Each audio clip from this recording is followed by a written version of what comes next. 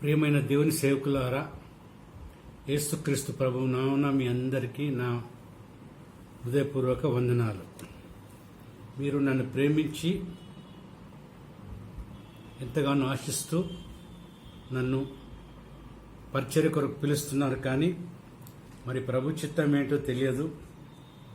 ప్రతిసారి ఏదో ఒక ఆటంకము అభ్యంతరం కలుగుతుంది. దానివల్ల నేను ఈసారి కూడా రాలేకపోతున్నాను. అందుకొరకు మిమ్మల్ని క్షమాపణ కోరుతున్నాను. నన్ను క్షమించండి. ప్రభు చిత్తానుసారంగా తప్పకుండా నేను మీ మధ్యకు ఒకసారి వచ్చి మీకు పరిచయం చేసి వెళ్తాను. అయితే దేవుని బిడ్డలారా, దేవుని సేవకులారా, నిజంగా దేవుని సేవకులుగా పనిచేయడము మనకు ఎంతో ఎంతో భాగ్యం. అది ఎందుకంటే మనం సేవ చేసేది సృష్టికర్తకు, ప్రాణనాథుడికి, జీవనాథుడికి. దేవుని సేవకుడని పిలిపించుకోవడం కూడా మహాభాగ్యం. కాబట్టి దేవుడు మట్టి ఘటాల మనల్ని ప్రేమించి మనల్ని తన పరిచర్యలో వాడుకుంటున్నాడు. అయితే ఆ పరిచర్య మనం ఏ విధంగా చేయాలనో అపోస్తుడైన పేతురు గారు తన మొదటి పత్రిక 5వ అధ్యాయంలో రాస్తున్నాడు. అందులో మొదటి 4 వచనాలు మనం చూద్దాం. ఇది మనకు అవసరం. ఎందుకంటే మనం అందరం కూడా సేవకులం కనుక, పెద్దలం కనుక ఇది మనకు అవసరం. ఆయన ఏమని రాస్తున్నాడంటే, తోటి పెద్దను, క్రీస్తు శ్రమలను గూర్చిన సాక్షిని, తనకు తాను ఆయన పరిచయం చేసుకుంటున్నాడు. తోటి పెద్దను, క్రీస్తు శ్రమలను గూర్చిన సాక్షిని. ఎందుకంటే క్రీస్తు గురించి ఎన్నో శ్రమలు పడ్డాడు ఆయన. అప్పుడు ఆ రోమీల కాలంలో యూదులే శ్రమ పెట్టినారు. యూదులే రోమీల ద్వారా చంపించినారు రకరకాలుగా. ఈ మనం అందరి అపోస్తలుల యొక్క అంత్యదశ గమనించినట్లయితే అందరూ కూడా రకరకాలుగా చంపబడ్డారు. మరి ఈ పేతురు గారైతే శిలువలో వేస్తామనంటే ఆయన చెప్పాడు, శిలువకు నేను తగను, నా ప్రభు శిలువ వేయబడ్డాడు, నన్ను అట్లా వేయకండి, నన్ను తలకిందులుగా వేయండి అని చెప్పి తలకిందులుగా ఆయన వేయించుకున్నాడు. తర్వాత కాల్చి చంపేశాడు. ఆయన రాస్తున్నాడు అన్నమాట. అంటే తాను చావక ముందు ఎన్నో శ్రమలు పడ్డాడు దేవుని కొరకు. ఆ శ్రమల గురించి రాస్తున్నాడు. ఏమంటున్నాడంటే, సాక్షిని బయలుపరచబడబో మహిమలో పాలివాడినైన నేను మీలోని పెద్దలను హెచ్చరించుచున్నాను.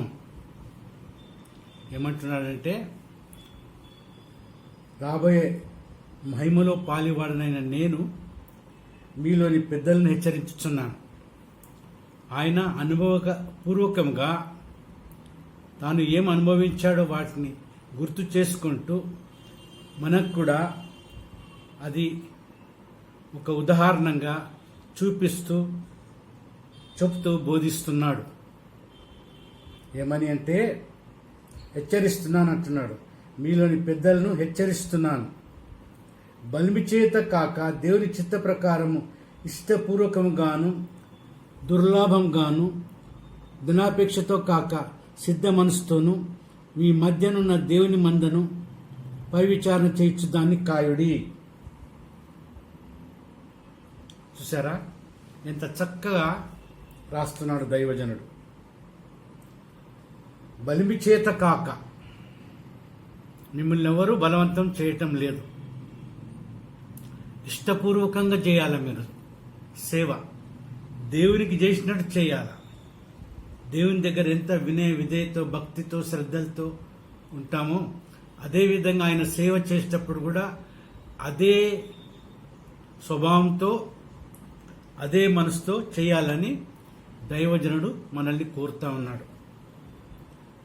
ఇది కాక బలిమి చేత కాక దేవుని చిత్త ప్రకారము ఇష్టపూర్వకముగాను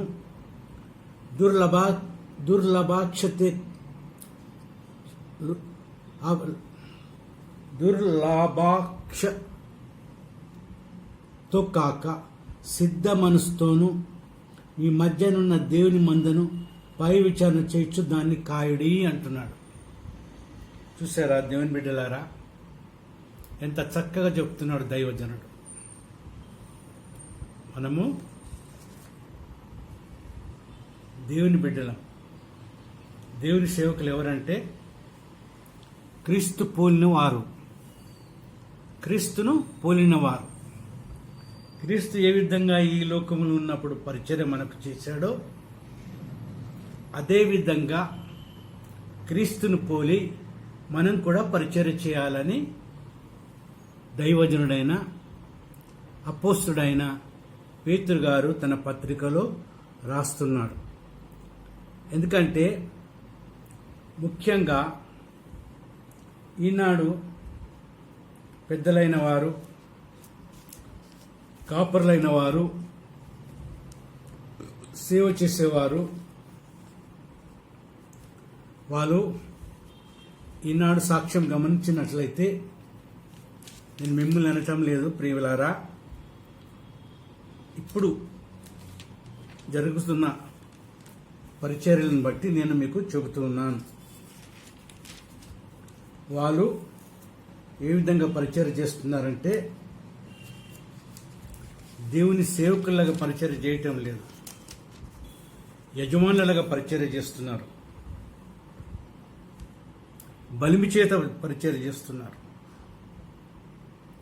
డబ్బాశతో పరిచర్య చేస్తున్నారు, అనేక రకాలుగా పదుల కోసం పరిచర్య చేస్తున్నారు, పెద్దరికం కొరకు పరిచర్య చేస్తూ ఉన్నారు. ఒక పుకారు విన్నాను నేను, ముఖ్యంగా ఆంధ్రాలో రాజమండ్రి, ఈస్ట్ గోదావరి, వెస్ట్ గోదావరి ఆ ప్రాంతంలో ఏం పని లేకపోతే ఒక సంచి మెడకేసుకొని భుజానికి వేసుకొని అందులో బైబిల్ పెట్టుకొని సేవకులు అయిపోతున్నారట. వాక్య అనుభవం లేదు, రక్షణ లేదు, ఆత్మీయ అనుభవం లేదు, కేవలం పొట్ట పోషణ కొరకు ఏ ఉద్యోగం దొరకకపోతే, ఏం చేయలేకపోతే సేవకులైపోయి డబ్బు ఆర్జించుకుంటున్నారట ఏదో రకమైన. నేను ఒక వీడియో క్లిప్లో చూశాను, బాప్తిసం ఇవ్వటానికి దైవ సేవకుడు డబ్బులు తీసుకుంటున్నాడు. ఎక్కడ ఏ చెరువులో అయితే బాప్తిసం ఇస్తున్నాడో అక్కడ బాప్తిసం ఇచ్చే ముందు, అమ్మ ఫీజు తీసుకొచ్చినవా?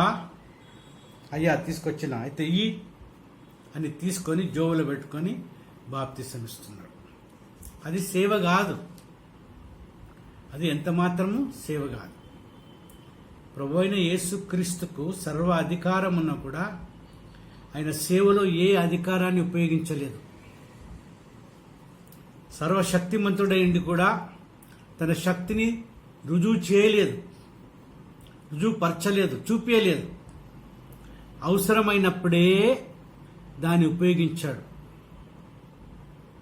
ఎప్పుడు? రోగులను స్వస్థపరిచేటప్పుడు, చనిపోయిన వారిని లేపేటప్పుడు,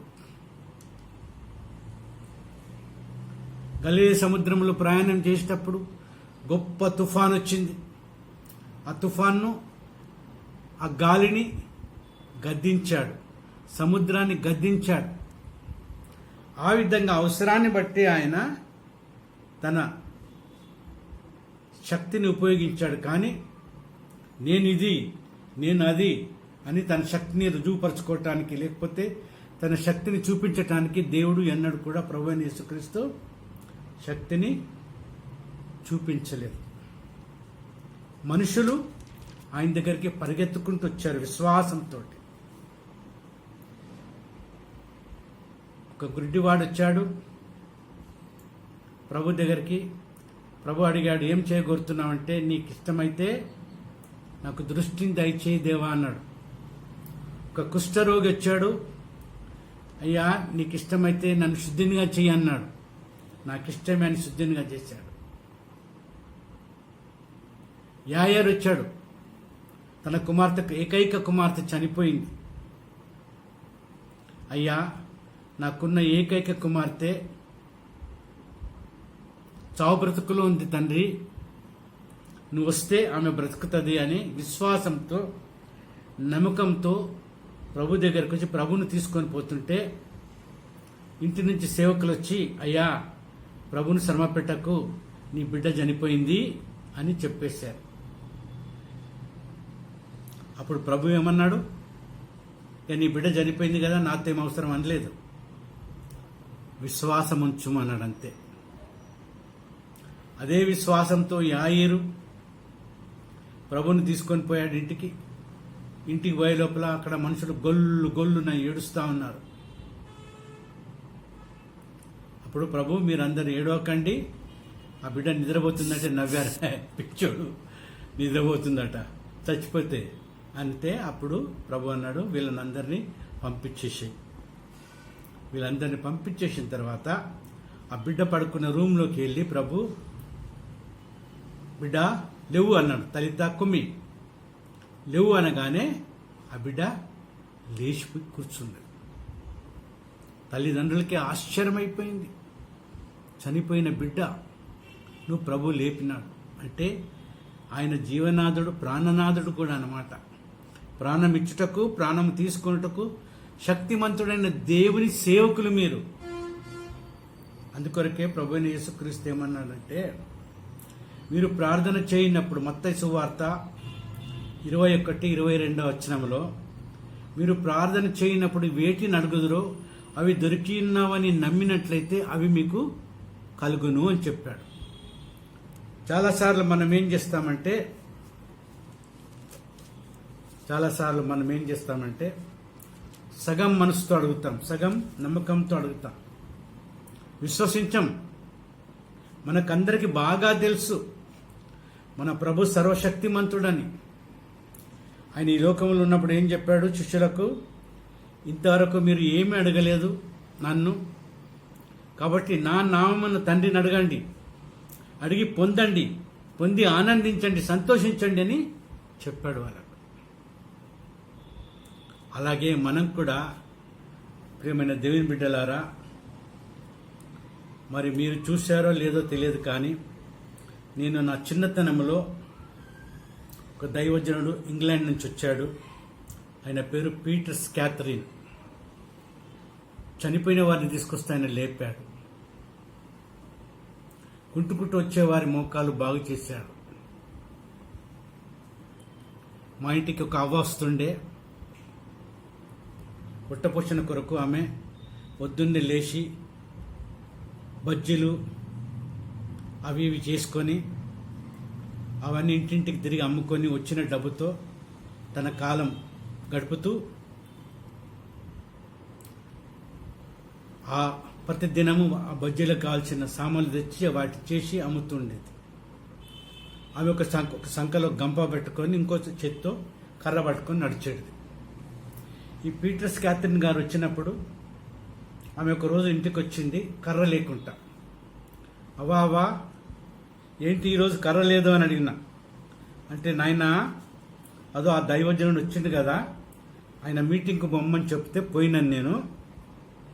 పోయి మీటింగ్లో ఎవరికి ఏమి నొప్పి ఉంది, ఎక్కడ బాధ ఉందో అక్కడ చేతులు పెట్టుకోండి, నేను ప్రార్థన చేస్తాను అన్నాడు.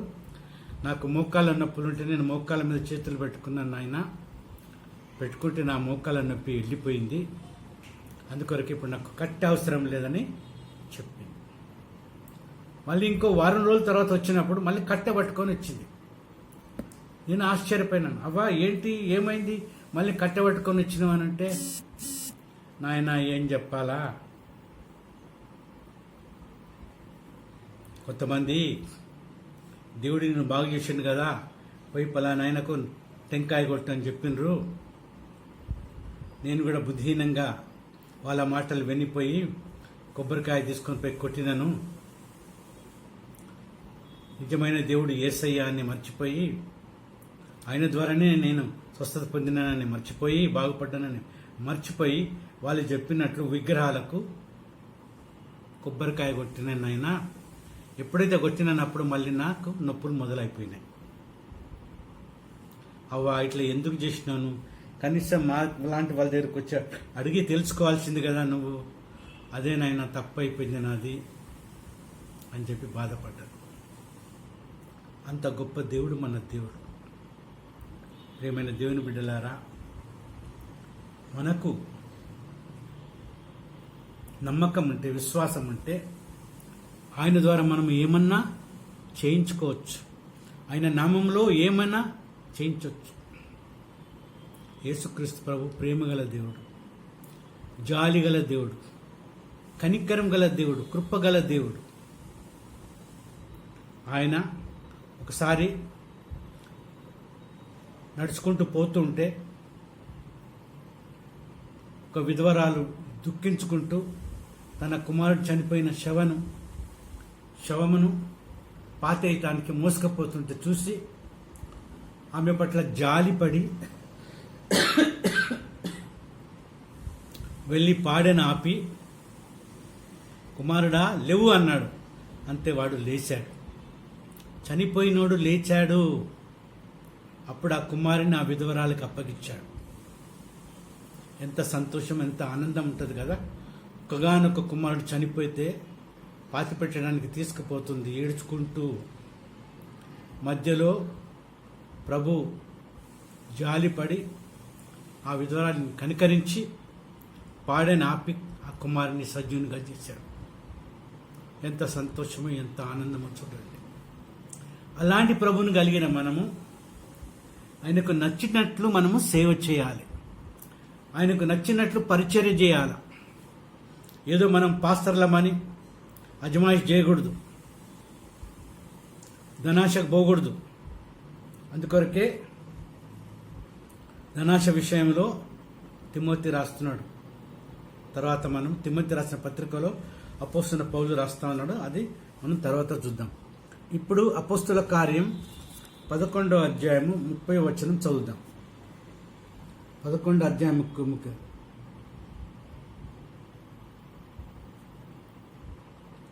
ఇక్కడ వాక్యం ఏం రాసిపడిందంటే, అప్పుడు 29-30వ వచనం చదువుదాము. అప్పుడు శిష్యుల్లో ప్రతివాడు తన తన శక్తి కొలది యూదయాలో కాపురం ఉన్న సోదరులకు సాయం పంపుటకు నిశ్చయించుకొనెను.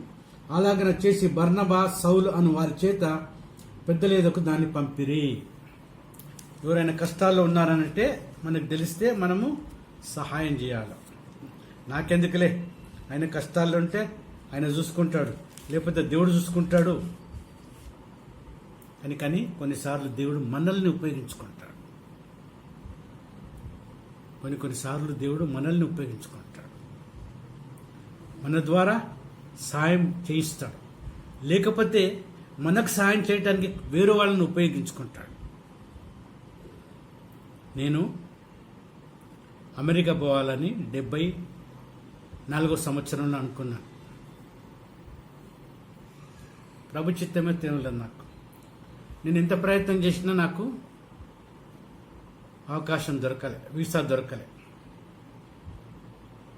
అప్పుడు మా మామగారు అన్నారు ఏమంటే, అంటే నేను పెళ్లి చేసుకున్న భార్య తండ్రి, నాయన ఇప్పుడు దుబాయ్లో అది కొత్తగా రాజ్యం ఏర్పడింది, దాంట్లోకి వెళ్ళు, అక్కడి నుంచి బహుశా నీకు అవకాశం దొరకొచ్చానని చెప్తే, సరే 74లో నా స్నేహితుడు ఒకడు దుబాయ్కి వెళ్తున్నాడు ఉద్యోగరీతిగా. అయితే ఆయనకు ఆర్థిక ఇబ్బందులు ఉంటే దానికి ఆయనకు సాయం చేశాను. నా స్నేహితుడు నాతో కలిసి పనిచేసిన వాడు. అప్పుడు నా స్నేహితునికి చెప్పాను, రే బాబు, నువ్వు అక్కడ పోయి నువ్వు సెటిల్ అయిపోయినాక కొంచెం నా గురించి ఆలోచించు. నీకు తెలుసు కదా నా సంగతి, అమెరికా పోవాలని ఆశిస్తున్నాను, వీలైతే నన్ను కూడా పిలిపి దుబాయ్కి అని చెప్పాను. మరి అది దేవుని చిత్తం కాదేమో. పాప మా సహోదరుడు దుబాయ్ లాంటి షార్జాలో పనికొస్తే ఒక పనికి మాలిన కంపెనీలకి పనికొచ్చాడు. ఇంజనీర్గా పిలిచి ఫోర్మెన్గా పని చేయించారు. బాగా ఇబ్బందులు పెట్టారు, కష్టాలు పెట్టారు. అయినా ఇక దుబాయ్కి వచ్చినాను, అందరి ముందు పరుగు పోతుంది, వాపసు పోతుంది అని చెప్పి అలాగే కష్టపడుకుంటూ పనిచేస్తున్నాడు. ఇక్కడున్న చర్చికి సంఘానికి వెళ్తుండే, అక్కడ ఆయన ఇంగ్లీష్ ఆయన సహోదరుడుండే, మంచి దైవజనుడు, మంచి భక్తిపరుడు, అందరినీ ప్రేమించేవాడు. ఆయన ఒకరోజు నా స్నేహితుడికి చెప్పాడు, బాబు నాకు ఒక సివిల్ ఇంజనీర్ కావాలి నాయన, నీ దగ్గర నీకు తెలిసిన వాళ్ళు ఎవరైనా ఉంటే నాకు వాళ్ళ పాస్పోర్ట్ నేను వీసా ఇస్తానని చెప్తే, అప్పుడు వెంటనే నా సహోదరుడు నా పాస్పోర్ట్ కాపీ, నా రెజ్యూమ్ ఆయనకి ఇచ్చాడు. ఆయన వెంటనే నన్ను పిలిపించాడు. 77 సెప్టెంబర్ 12వ తారీఖు నేను వెళ్ళాను. వెళ్ళి 44 సంవత్సరాలు ఆడ పనిచేశాను. మొన్న పోయిన సంవత్సరం నవంబర్ 12వ తారీఖు నేను హైదరాబాద్కి వచ్చాను తాత్కాలికంగా, కానీ తిరిగి పోవాలని ఆశిస్తున్నాను ప్రభు చిత్తమైతే. ఆ విధంగా దేవుని సేవకులారా, ప్రభు మన కొరకు వేరేవాళ్ళని ప్రేరేపిస్తాడు, వేరేవాళ్ళ కొరకు మనల్ని ప్రేరేపిస్తాడు. దైవ సేవకులుగా మనము ఆ ప్రేరేపణను గుర్తుపెట్టుకొని దాన్ని ఆచరించాలా, దాన్ని చెయ్యాలి. దానివల్ల మనము దేవునికి మహిమ తీసుకొస్తున్నాం, మన ప్రభువును మహిమపరుస్తున్నాం. ఏ ప్రభు అయితే మన కొరకు తన ప్రాణాన్ని ధారపోశాడో, తన ప్రాణాన్ని బలిగా అర్పించాడో, ఆ విషయంలో ఆయన మన కొరకు తన ప్రాణాన్ని బలిగా అర్పించాడు. ప్రియమైన దేవుని బిడ్డలారా, నిజంగా మనము దాని గురించి ఆలోచించాలి. ప్రియమైన దేవుని సేవకులారా, ప్రభు ఏ విధంగా మనల్ని ప్రేమించాడో మనం కూడా మన మందను అలాగ ప్రేమించాలి, మన సంఘ విశ్వాసులను అలాగ ప్రేమించాలి, మన తోటి పెద్దలను అలాగ ప్రేమించాలి. చూసారా, ప్రభువైన యేసుక్రీస్తు ఈ లోకంలో ఉన్నప్పుడు తనను తాను ఎంత తగ్గించుకున్నాడో. ప్రియమైన దేవుని బిడ్డలారా, యోహాను సువార్త 13వ అధ్యాయంలో మనం గమనించినట్లయితే, ప్రభువైన యేసుక్రీస్తు శిష్యులందరూ ఆ గదిలో ఉన్నప్పుడు ఆయన తన అంగి విప్పేసి ఒక టవాలు నడుముకు కట్టుకొని ఒక గిన్నెలో నీళ్లు పోసుకొని ప్రతి ఒక్కరి పాదాలు కడగడం ప్రారంభించాడు. ఎంతగా తగ్గించుకున్నాడో చూడండి. సృష్టికర్త అయిన దేవుడు మట్టి ఘటాలమైన మన పాదాలు కడగటానికి సిద్ధపడ్డాడు, కడిగాడు. ఆయన అపోస్తలుడైన పేతురు ఏమన్నాడు? ప్రభువా, నువ్వు నా ప్రభు, నా యజమానుడవు, నీవు నా కాలు కడగడం ఏంటి? కుదరదు, నేను ఒప్పుకోను అన్నాడు. అప్పుడు ప్రభు ఏమన్నాడు? నేను నీ కాళ్ళు కడగకపోతే నీకు నాలో పాలు లేదు అన్నాడు. అంతే. ఇప్పుడు వెంటనే ప్రభువా, నా కాళ్ళే కాదు, నా శరీరం కూడా కడగేయమన్నాడు. చూసారా, దైవజనునికి ఎంత ఆశను, ప్రభుతో ఉండాలి, ప్రభువులో జీవించాలనే ఆశతో ప్రభు పాలు పంపులేవని చెప్పగానే వెంటనే ప్రభువా, నా శరీరాన్ని కూడా కడగన్నాడు. అప్పుడు దేవుడు ప్రభు ఏమన్నాడు? కాలు కడుక్కుంటే సరిపోతుంది, శరీరం కడగక్కర్లేదని చెప్తాడు. కాబట్టి దేవుని బిడ్డలారా, మనము చేసే పని మన ప్రభువుకే కాకుండా మన తోటి సేవకులకు కూడా, మన తోటి పెద్దలకు కూడా అంగీకారం అయ్యేటట్లు మనము పని చేస్తూ పోవాలి. ఏదో మనం చేసేస్తాం, మనకు నచ్చినట్లు కాదు. చాలాసార్లు మనం అనుకుంటాము, ఇప్పుడు గమనించినట్లయితే సంఘాల్లో ఒకప్పుడు బహు విశ్వాసంలో కొనసాగిన సంఘంలో ఈనాడు కొట్టుకుంటున్నారు, తిట్టుకుంటున్నారు, పోలీసులను చర్చిలోకి రప్పిస్తున్నారు, తలుపులు మూసేసుకుంటున్నారు, తాళాలు వేసుకుంటున్నారు. ఎంత సిగ్గుకరమో, ఎంత అవమానకరమో ప్రియమైన దేవుని బిడ్డలారా. ఒకప్పుడు ఆ సంఘంలో దైవజనుడు ఉన్నప్పుడు అది మహిమతో నిండి ఉంటుండే, మహిమతో. ఎప్పుడైతే దైవజనుడు గతించాడో, ప్రభు దగ్గరికి వెళ్ళిపోయాడో, ఇప్పుడు వీళ్ళు దైవజనులు అయిపోయి వీళ్ళ రాజ్యం కొనసాగిస్తున్నారు. వాళ్ళ ఇష్టానుసారంగా కొనసాగించాలనుకుంటున్నారు కానీ దేవునికి అనుకూలంగా, దేవునికి చిత్తానుసారంగా చేయాలనుకోవటం లేదు. కాబట్టి దేవుని బిడ్డలారా, ఇది బహు కఠినమైన విషయం, బహు దుఃఖకరమైన విషయం, బహు సిగ్గుకరమైన విషయం. కాబట్టి మనము ఆ విధంగా చేయకుండా ప్రతి విషయంలో కూడా దేవుని నామాన్ని మహిమపరిచేటట్లు మనం ప్రయాసపడాలి. ఇంకోటి, 1 తిమోతి పత్రిక 5వ అధ్యాయం 17వ వచనంలో ఇలాగ రాస్తున్నాడు. అపోస్తలుడైన పౌలు రాస్తున్నాడు ఏమని: బాగుగా పాలన చేయు పెద్దలను, విశేషముగా వాక్యమందును ఉపదేశమందును ప్రయాసపడు వారిని రెట్టింపు సన్మానాలకు పాత్రులుగా ఎంచవలెను. చూసారా, బాగుగా పాలన చేసేవారు, ఉపదేశం చేసేవారు, వాక్యం పరిచర్య చేసేవారిని అంట రెట్టింపు అంటే డబుల్,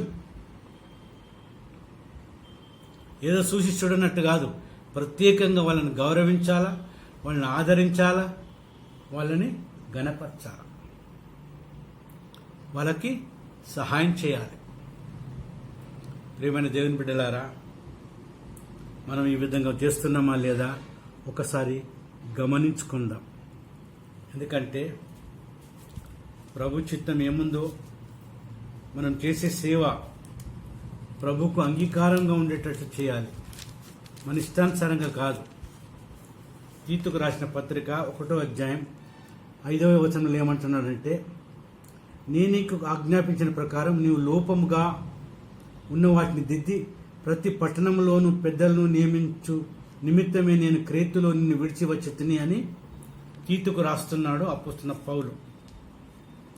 ఏమంటున్నాడు? నేను నీకు ఆజ్ఞాపించిన ప్రకారము నీవు లోపముగా ఉన్న వాటిని దిద్ది. నువ్వు ఏ సంఘానికైతే వెళ్తావు పరిచర్యకు, ఆ సంఘంలో ఏదైనా లోపం ఉంటే దాన్ని ప్రేమతో, వాక్యంతో, సాత్వికంతో, దీనత్వంతో చక్కదిద్ది వాళ్ళకు సరైన మార్గంలో నడిపించాలి. అందుకొరకే ప్రియమైన దేవుని బిడ్డలారా, మనము ఎన్నుకోబడ్డాం. మనము దేవుని నామాన్ని మహిమపరచాలి. యాకోబు పత్రిక 5వ అధ్యాయము 14వ వచనం చూద్దాం. యాకోబు పత్రిక 5వ అధ్యాయం 14వ వచనం చూడండి. మీలో ఎవడైనను రోగి అయి ఉన్నాడా? అతడు సంఘపు పెద్దలను పిలిపింపవలను.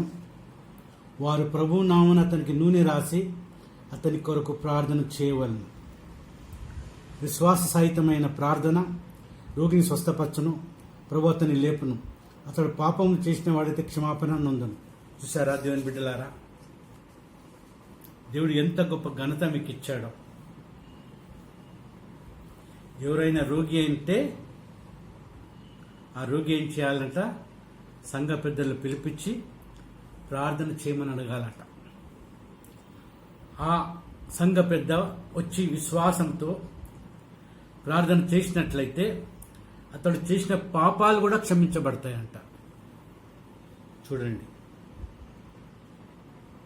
అతడు విశ్వాసంతో సంఘ పెద్దను పిలిపించి, అయ్యా నేను అనారోగ్యంగా ఉన్నాను, దయతోటి నా కొరకు ప్రార్థన చేయమనంటే అతడు ప్రార్థన చేస్తే అతడు చేసిన పాపాలు కూడా క్షమించబడతాయి, అతడు స్వస్థత కూడా పొందుతాడు. అందుకొరకే ఈ మధ్యలో మనం చూస్తున్నాం, కొంతమంది దేవుని సేవకులు కొబ్బరి నూనె తీసుకొని దానికి ప్రార్థన చేసి రాస్తే విశ్వాసంతో, వాళ్ళ విశ్వాసంతో అది రాస్తే అది బాగుపడతా ఉన్నది. ఈ మధ్యలో కొన్ని పేరు పొందిన సంఘాలు కొబ్బరి నూనెను కూడా అమ్ముకుంటున్నారు. ప్రార్థన చేసి కొబ్బరి నూనెను అమ్ముతా ఉన్నారు. ఇది తప్పు. దేవుడు నీకు ఉచితంగా ఇచ్చాడు కనుక నీవు కూడా ఉచితంగానే అని చేయాలి. నువ్వు ఉచితంగా చేస్తే దేవుడు నిన్ను ఆశీర్వదించి నువ్వు ఖర్చు పెట్టిన దానికంటే 2 అంతలు దేవుడు సహాయం చేస్తాడు. అందుకొరకే దైవజనుడు అంటున్నాడు, దేవుని బిడ్డలారా, దేవుని సంఘస్థులారా, దేవుని సేవకులారా, బలిమి చేత కాక దేవుని చిత్త ప్రకారం ఇష్టపూర్వకంగాను అపేక్షతో కాక సిద్ధ మనసుతోనూ మీ మధ్యనున్న దేవుని మందను పైవిచారణ చేసి దాన్ని కాయుడి. దుర్లాభాపేక్షతో కాక, ఇష్టపూర్వకంగా, బలిమితో కాక. నీకు ఇష్టం లేదు సంఘ పెద్దగా పనిచేయడం కానీ, మంద కాపరిగా పనిచేయడం కానీ, దాన్ని ప్రభువు దగ్గర క్షమాపణ కోరి నువ్వు విడుదల పొందు. కానీ బలిమితో కాకుండా, బలిమితో అయితే నీ మనసు ప్రభు మీద ఉండదు, లోకం మీద ఉంటుంది. బలిమితోటైతే నీలో ఓర్పు, సహనము, శాంతి, సమాధానం, సాత్వికము, దీనత్వం ఉండవు. గర్వము, అహంకారం, అహంభావం. కాబట్టి దైవ సేవకులైన వారు ఎప్పుడు సాత్వికంతో, దీనత్వంతో ముందుకు సాగాలి. కానీ గర్వంతో, అహంకారంతో, అహంభావంతో కాదు. నేను పాస్టర్ని, నేను పెద్దను, నన్ను గౌరవించాలా, మీరు నాకు ఇది చేయాలా, నాకు అది చేయాలా. మా దుబాయ్లో ఒక పాస్టర్ ఉండే, మరి ఆయన నర్సాపూర్ నుంచా రాజమండ్రి నుంచా తెలియదు, కానీ ఆయన పేరు పాస్టర్ శ్యామ్ బాబు. ఆయన సంఘానికి బాగానే మనుషులు వస్తారు, 200-300 మంది. అయితే ఆయన బర్త్డే వస్తే ఆయన సంఘస్థులతో చేయించి బహుమానం అడుగుతాడు. ఆయన భార్య బర్త్డే వస్తే వాళ్ళకు బహుమానం అడుగుతాడు. ఈ విధంగా వాళ్ళను తన అవసరాల కొరకు, అన్నిటి కొరకు వాడుకుంటూ ఉంటాడు. అది తప్పు. అలాగ చేయకూడదు. మనము అలాగ చేయకూడదు. మనం దేవుని సేవకులము. మన ప్రతి అవసరాన్ని బట్టి దేవుని మీద ఆధారపడి జీవించాలి. కానీ సంఘస్థులను ఇబ్బంది పెట్టద్దు, సంఘస్థుల కొరకు అభ్యంత కారణంగా ఉండొద్దు, ప్రభు నామాన్ని అవమానపరచకూడదు భిక్షం అడుక్కొని. దేవుని బిడ్డలారా, మన దేవుడు ఎంతో గొప్ప దేవుడు. ఇంకేమంటున్నాడు 3వ వచనంలో, మీకు అప్పగింపబడిన వారి పైన ప్రభులైనక మందకు మాదిరికరులుగా ఉండుడి. చూసారా, ఆయన ఏమంటున్నాడంటే, మీరు చేసే పరిచర్య దేవుని నామానికి మహిమ, చూసేవారికి మాదిరికరంగా, ఉదాహరణంగా. ఫలాని భక్తుడయ్యా, భక్త సింగ్ గారిని ఆయన 2000 సంవత్సరంలో చనిపోయాడు. ఆయనని హెబ్రోను స్థాపించాడు. అంతేకాకుండా సర్వ ప్రపంచంలో 1000 కొలది సంఘాలను స్థాపించాడు. మన దేశంలో అయితే 10,000 కొలది కంటే కూడా ఎక్కువ సంఘాలు ఉన్నాయి. అయితే ఆయన మహిమలోకి పిలువబడిన తర్వాత కొంతమంది పెద్దలు తమ స్వార్థం కొరకు ఇష్టానుసారంగా నడిపిస్తూ కొట్టుకుంటున్నారు, తనుకుంటున్నారు, పోలీసులను రప్పించుకుంటున్నారు. భయంకరంగా ప్రభువు అయిన యేసుక్రీస్తు నామానికి అవమానం తీసుకొస్తున్నారు. ఆ విధంగా ఉండకూడదు. ఆ విధంగా ఉంటే అది ఆయనకు అంగీకారం కాదు, మన సేవకు ఫలితం ఉండదు. ఎప్పుడైతే మనము మన దేవునికి ఆయనకి ఇష్టానుసారంగా సేవ చేస్తామో అది ఆయనకు నచ్చుతుంది. ఏ విధంగా ఆయన ఉదాహరణ చూపించాడో యోహాను సువార్త 13వ అధ్యాయం 15వ వచనంలో, అదేవిధంగా మనం కూడా ఉదాహరణంగా ఉండాలి, మాదిరికరంగా ఉండాలి, మందకు మాదిరికరంగా ఉండాలి, మందను ప్రేమించాలి, మందను కాపాడాలి, మందకు తోడుగా ఉండాలి, సాయం చేయాలి. ఇంకేమంటున్నాడంటే 4వ వచనం, ప్రధాన కాపరి ప్రత్యక్షమైనప్పుడు మీరు వాడబారని మహిమ కిరీటమును పొందుదురు. ప్రధాన కాపరి, మనం కాపరులమైతే మనకు ప్రధాన కాపరి ఎవరు? మన ప్రభువైన యేసుక్రీస్తు. మంచి కాపరి ఎవరు? ప్రభువైన యేసుక్రీస్తు. మంచి కాపరి తన గొర్రెల కొరకు ప్రాణం పెడతాడు. అదేవిధంగా యేసుక్రీస్తు ప్రభు నీ కొరకు నా కొరకు ప్రాణం పెట్టాడు. తన ప్రాణాన్ని శిలువలో ధారపోశాడు. నువ్వు నిజంగా దేవుని కోణమైతే లేచిరా, మేము నమ్ముతామని సవాల్ చేశారు. కానీ ఆయన వాటికి అన్నిటికీ విజయుడు కాలేదు. ఆయనకు శక్తి ఉండే ఆయన ఆజ్ఞాపిస్తే 6 సేనలు, ఒక సేన గుంపు 12,000 అంట. ఆయన ఆజ్ఞాపిస్తే 6,000 సేనలు, అంటే 72,000 దేవదూతలు సేనలుగా వచ్చి అందరినీ చంపేయచ్చు, నాశనం చేయొచ్చు. కానీ తాను వచ్చినది ఏంటి? తండ్రి చిత్తాన్ని నెరవేర్చడానికి, పాపుల కొరకు తన ప్రాణాన్ని ధారపోసి తాను చిందించిన రక్తాన్ని దేవునికి ప్రోక్షణ చేసి మనల్ని విడిపించటానికి. కాబట్టి దేవుని బిడ్డలారా, దేవుడు తను ఏర్పాటు చేసుకున్న సంఘానికి మనల్ని పిలిచాడు. దేవుడు మనకు సంఘాన్ని అప్పగిచ్చాడు. చూడండి, అపోస్తుల కార్యం, దానికి ముందుగా మనము ఇంకొకటి చూద్దాం. తిమోతి పత్రిక, 1 తిమోతి పత్రిక, ఒక ముఖ్యమైన మాట ఉంది. అది మనము చూద్దాం. ఏమంటున్నారంటే, చెడిపోయిన మనసు కలిగి సత్యహీనులై దైవభక్తి లాభసాధమనుకుని మనుషులు వ్యర్థ వివాదములను కలుగుచున్నవి. సంతుష్టి సహితమైన దైవభక్తి గొప్ప లాభసాధమై ఉన్నది. మనం ఈ లోకంలోనికి ఏమీ తేలేదు, దీనిలో నుండి ఏమీ తీసుకొని పోలేము. కాగా అన్న వస్త్రము గల వారమై ఉండి వాటితో తృప్తి పొందుదుము. సేవకులమైన మనము ఏమంటున్నాడంటే, మనం ఈ లోకానికి ఏమి తెలియదు, దీంట్లో నుండి ఏమి తీసుకొని పోలేము. కాగా అన్న వస్త్రము గలవారమై ఉండి వాటితో తృప్తి పొందుదుము. ధనవంతులగుటకు అపేక్షించేవారు శోధనలో పడుదురు.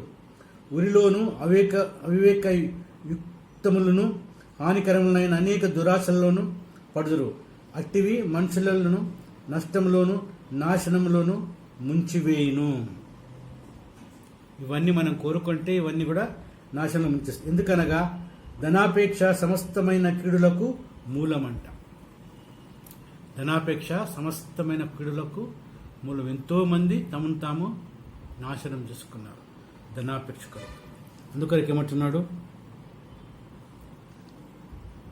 కొందరు దాన్ని ఆశించి విశ్వాసం నుండి తొలగిపోయి నానా బాధలతో తమ్మును తాము పొడుచుకొనిరి. కాబట్టి దేవుడిచ్చిన పరిచర్యను జాగ్రత్తగా చేసుకుంటూ దేవుని చిత్తాన్ని నెరవేరుస్తూ మనము జీవించాలని కోరుతాం. దైవజనుడా, నీవైతే వీటిని విసర్జించి నీతిని, భక్తిని, విశ్వాసమును, ప్రేమను, ఓర్పును, సాత్వికను సంపాదించుకుంటూ ప్రయాసపడము. ఏమంటున్నాడు? నీవైతే అంటే ఆ ధనాశను విసర్జించి నీతిని, భక్తిని, విశ్వాసమును, ప్రేమను, ఓర్పును, సాత్వికమును సంపాదించుకుంటూ ప్రయాసపడమంటున్నాడు. కాబట్టి దేవుని బిడ్డలారా, తండ్రి అయిన దేవుడు మనల్ని ప్రేమించాడు. ప్రేమించి మన కొరకు తనకు అతి ప్రియుడును ఏకైక కుమారుని యేసు క్రీస్తు ప్రభువును మన పాపాల నిమిత్తం పాప పరిహార్థ బలిగా ఈ లోకానికి పంపించి తను అర్పించి తాను చిందించిన రక్తంతో మనను ప్రోక్షించి కడిగి శుద్ధులుగా చేసి తనకు సొంతగా స్వాస్థ్యంగా చేసుకొని తండ్రి దేవా అని పిలిచే భాగ్యాన్ని మనకు అనుగ్రహించాడు. మనం మట్టి కట్టాలం, మనలో ఏ మంచితనం లేదు, మనము ఏ యోగ్యతకు కూడా యోగ్యులం కాదు, తండ్రి అయిన దేవుని ప్రేమకు యోగ్యులం కాదు. అయితే తండ్రి అయిన దేవుడు మనల్ని ప్రేమించి మన కొరకు తన కుమారుని ప్రాణాన్ని ధారపోసి ఆయన మన సృష్టికర్తనే కాకుండా తన కుమారుని ద్వారా మనకు రక్షణకర్తను దయచేసి తన పరిశుద్ధాత్మ ద్వారా ఆదరణకర్తను దయచేశాడు. తండ్రి కుమార పరిశుద్ధాత్మను వీళ్ళకి మనము స్వాస్థ్యము, వీళ్ళకి మనము సొంతం. కాబట్టి మనల్ని మనము ఏమనుకోదు, నా తండ్రి పుట్టించాడు, నా తల్లి పుట్టించాడు అనుకోదు. ఎప్పుడైతే ఒకసారి మనం ప్రభుని రక్షణ స్వీకరించేస్తామో అప్పుడు మనము, మన శరీరము, మన హృదయము, మన మనసు, మన అంతరంగము, మన ఆత్మ సమస్తం కూడా తండ్రి కుమార పరిశుద్ధాత్మ ఉంటాయి. కాబట్టి అది గుర్తుపెట్టుకొని మనం ముందుకు సాగుదాం. ఇంకొక వచనం చూద్దాము. అపోస్తల కార్యము 20వ అధ్యాయం 28వ వచనంలో ఆఖరి వచనము, దేవుడు తన స్వరక్తమిచ్చి సంపాదించిన తన సంఘమును కాయుటకు పరిశుద్ధాత్మ మిమ్మును దేవుని యందు అధ్యక్షులుగా ఉంచెను. ఆ యావత్తు మందను గూర్చి మీ మట్టు మిమ్మును గూర్చి జాగ్రత్తగా ఉండుడి. చూసారా, అపోస్తల పౌలు అపోస్తల కార్యంలో ఉన్న క్రైస్తవులకు రాస్తా ఉన్నాడు, విశ్వాసాలకు రాస్తా ఉన్నాడు. ఏమంటున్నాడంటే, దేవుడు తన స్వరక్తమిచ్చి సంపాదించిన సంఘం. అవును, ఆయన రక్తం ద్వారా మనం కడగబడి విశ్వాసులమై ఒక సంఘాన్ని ఆయన ద్వారా స్థాపించుకొని ఆ సంఘంలో మనము సాగిపోతున్నాం సహవాసంలో. కాబట్టి ఆ సంఘం ఎవరిది? మన ప్రభుదే. మన ప్రభువు తన రక్తం కార్చి మనల్ని విశ్వాసులుగా చేసి సంఘంగా సమకూర్చి సహవాసంలో కొనసాగిస్తున్నాడు. కాబట్టి ఆ సంఘానికి తండ్రి అయిన దేవుడు సృష్టికర్త, కుమారుడైన దేవుడు రక్షణకర్త, పరిశుద్ధాత్మైన దేవుడు ఆదరణకర్త. కాబట్టి దేవుని బిడ్డలారా, దేవుని సేవకులారా, ఇది జ్ఞాపకం పెట్టుకోండి మీరు. ఏంటి? ఈ సంఘము, ఏ సంఘం అయితే మీకు అప్పగింపబడ్డదో ఆ సంఘం మీది కాదు, ప్రభువైన యేసుక్రీస్తు ద్వారా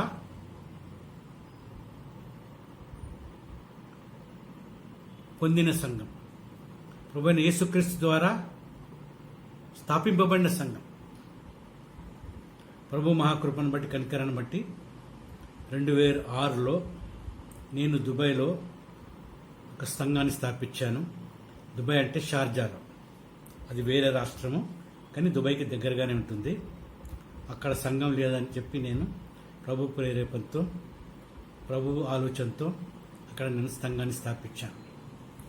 7 సంవత్సరాలు దాన్ని నడిపించినాను. 2013లో నాకు 65వ సంవత్సరం ముగిస్తుంటే బహుశా నా వీసా రెన్యూ చేయరేమని నేను తొందరపడి ప్రభువుని అడగకుండా దుబాయ్ సంఘానికి దానికి అప్పగించినాను.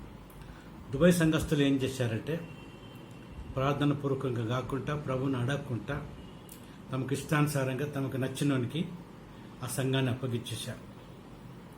ఇప్పుడు ఆ పెద్ద మనిషి ఏం చేశాడంటే, పాత వాళ్ళందరినీ రాకుండా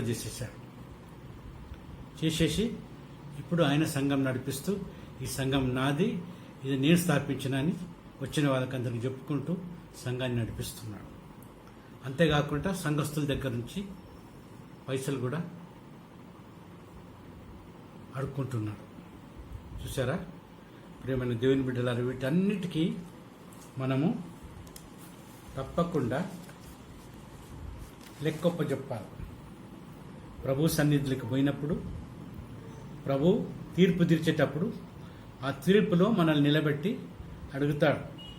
ఒక్కొక్కరిని మన పేరు పెట్టి అడుగుతాడు. ఏమయ్యా, నీకు సంఘం అప్పగిస్తే నువ్వు ఇలాగ చేసినావు, ఇది కరెక్టా, ఇలాగ చేయొచ్చా అంటాడు. అప్పుడు తల కిందకి వేసుకుంటాం మనం, ఎందుకంటే అది చేయకూడదు, కానీ మనం చేసేసినాం. సో మనకు దానికి దొరకాల్సిన ఫలితాన్ని దేవుడిస్తాడు. కాబట్టి దేవుని బిడ్డలారా, ఎప్పుడైనా మనం దేవుని వాక్యం వెలుగులో మనల్ని మనం పరీక్షించుకొని ఏ విధంగా సంఘం నడిపిస్తున్నామో తెలుసుకొని, ఎప్పుడైనా వాక్య వెలుగులో సంఘాన్ని ప్రభువుకు అనుకూలమైన రీతిగా సంఘాన్ని నడిపిస్తూ ఆయన నామాన్ని మహిమపరుద్దాం. దేవుడు మనతో మాట్లాడుగాక. ఆమేన్.